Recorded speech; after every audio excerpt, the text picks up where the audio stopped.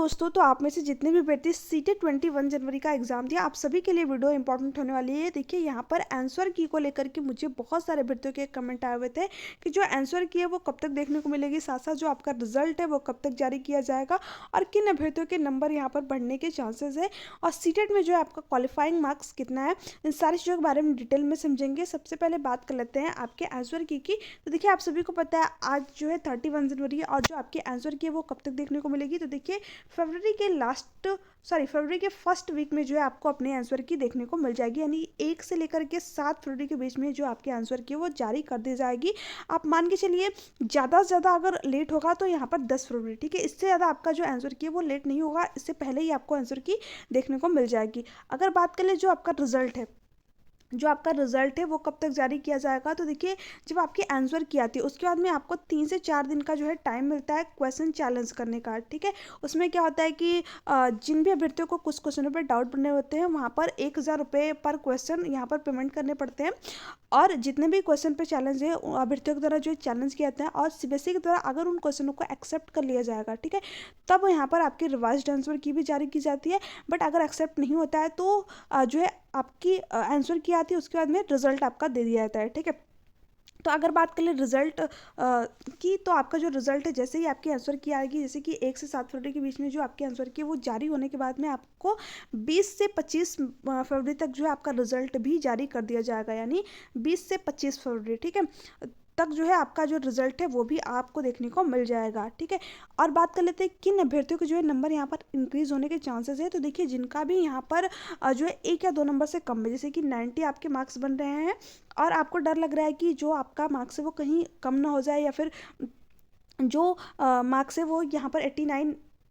से 1 नंबर घट ना जाए, ठीक है, तो ऐसा नहीं होगा आपके साथ में। देखिए यहाँ पर 90% तक चांसेस होते हैं कि जो भी अभ्यर्थी जो है 90 जिनका नंबर बन रहा है या फिर 89 बन रहा है तो यहाँ पर उनके नंबर इंक्रीज ही होने के चांसेस होते हैं, डिक्रीज नहीं होते हैं। क्योंकि देखिए जो आंसर की आती है आपकी ना, उसमें क्या होता है कि आपको यहाँ पर जो 4 ऑप्शन मिले होते हैं, तो कुछ क्वेश्चनों में ऐसे क्वेश्चन होते हैं आपके जिसमें कि 1 से अधिक ऑप्शन सही रहते हैं, ठीक है, तो उसमें क्या होता है या तो सीबीएसई के द्वारा उस पर जो है सभी को कॉमन मार्क्स दे दिया जाता है या फिर उनमें से किसी 2 ऑप्शनों को वो सही मानते हैं। जैसे कि यहाँ पर आपको किसी आंसर की में आप हर साल देख लीजिएगा उठा के, सीटेट की हर बार के आंसर की में ऐसा दे रखा है कि किसी किसी ऑप्शन में आपको 2-3 लिखा मिल जाएगा, यानी 2 ऑप्शन जो है वहाँ पर करेक्ट होते हैं, जैसे कि 3-4 आपको देखने को मिल जाएगा। तो जिन भी अभ्यर्थियों द्वारा 2 या 3 इन दोनों ऑप्शनों में से किसी पर टिक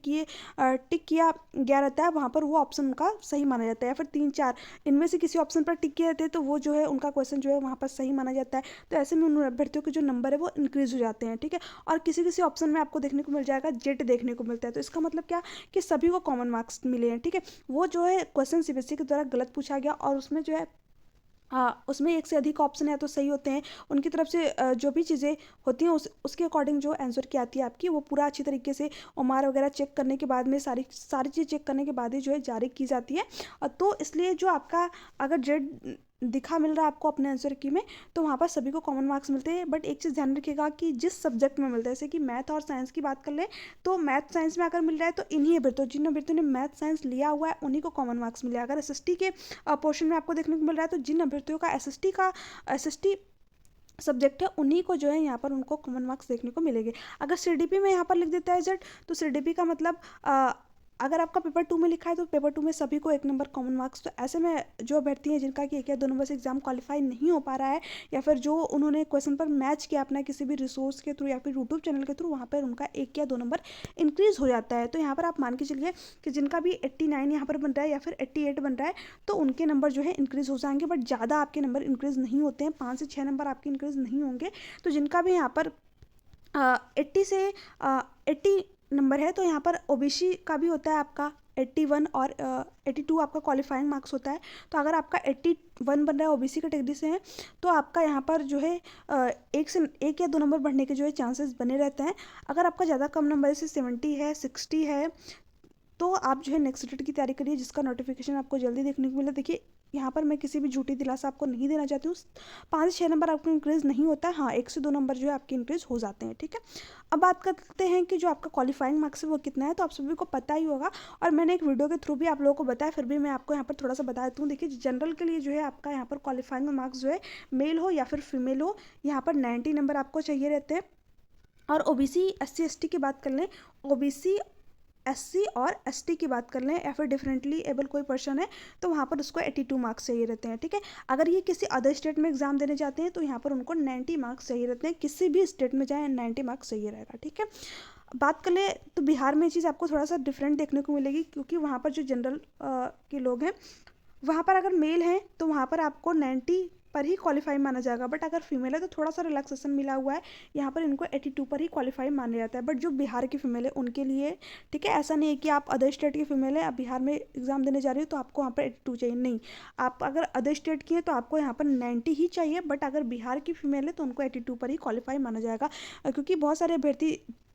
इस बार थी जिन्होंने कि अदर स्टेट के होते हुए भी बिहार में फॉर्म अप्लाई किया और उनका 82 मार्क्स था सीटेट में, और बाद में जो है उनका काउंसलिंग वगैरह सब कुछ होने के बाद जो नियुक्ति पत्र है वो निरस्त कर दिया गया। तो ये गलती आप मत करिएगा। अगर आपका 90 नंबर नहीं है तो आप जो बीपीएससी टीआरई 3.0 आ रहा है इसमें जो है फॉर्म मत अप्लाई करिएगा, नहीं तो आपका एग्ज़ाम भी हो जाएगा, काउंसलिंग भी हो जाएगी, बाद में नियुक्ति पत्र जो है आपको नहीं दिया जाएगा, निरस्त कर दिया जाएगा, आप जो है बाहर हो जाएंगे वहाँ पर, ठीक है।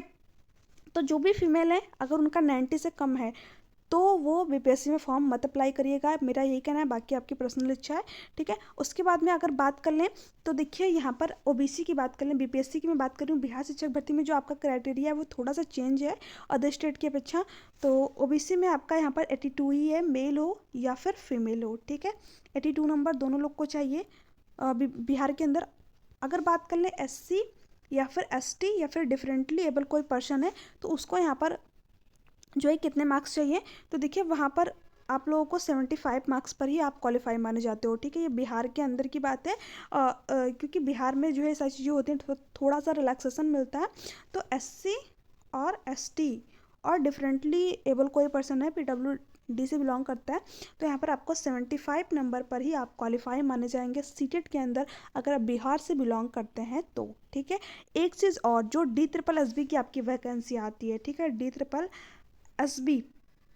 जो आपकी वैकेंसी आती है इसमें अगर आप ओबीसी कैटेगरी से हैं, ठीक है, तो इसको लेकर के बहुत सारे बच्चों का डाउट बना रहता है। तो ओबीसी कैटेगरी से तो अगर आप वहाँ के रहने वाले हो दिल्ली के, तब तो यहाँ पर आपका 82 नंबर पर ही हो जाएगा, ठीक है। बट अगर आप किसी अदर स्टेट के हैं तो आपको यहाँ पर 90 नंबर चाहिए, ओबीसी कैटेगरी से यहाँ फिर भी आपको 90 नंबर चाहिए, ठीक है। तो ये सारी चीज़ें थी जो कि मैंने आप लोगों के साथ में डिस्कस की। वीडियो कैसी लगी नीचे कमेंट सेक्शन में कमेंट करके जरूर बताइएगा। वीडियो अच्छी लगी तो चैनल को सब्सक्राइब कर दीजिएगा, बेल आइकन को प्रेस कर दीजिएगा, ताकि ऐसी ऑथेंटिक अपडेट आप लोगों को टाइम पर मिलते रहे। मिलते हैं आपसे नेक्स्ट वीडियो में, तब तक के लिए बाय बाय, टेक केयर। और देखिए इस चैनल के माध्यम से सिर्फ और सिर्फ ऑथेंटिक इन्फॉर्मेशन ही दी जाती है, तो आप प्लीज़ जो भी अभ्यर्थी जो है कुछ ऐसे अभ्यर्थी थे जो कि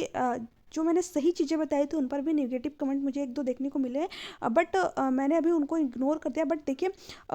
इस चैनल के माध्यम से सिर्फ और सिर्फ ऑथेंटिक अपडेट ही दी जाती है, तो आप प्लीज़ नेगेटिव कमेंट ना करें, आपसे रिक्वेस्ट है। वीडियो अच्छी लगी तो प्लीज़ चैनल को सब्सक्राइब कर दीजिए, बेल आइकन को प्रेस कर दीजिए, ताकि ऐसे ही ऑथेंटिक अपडेट आप लोगों को टाइम पर मिलती रहे। Thank you so much, bye bye, take care.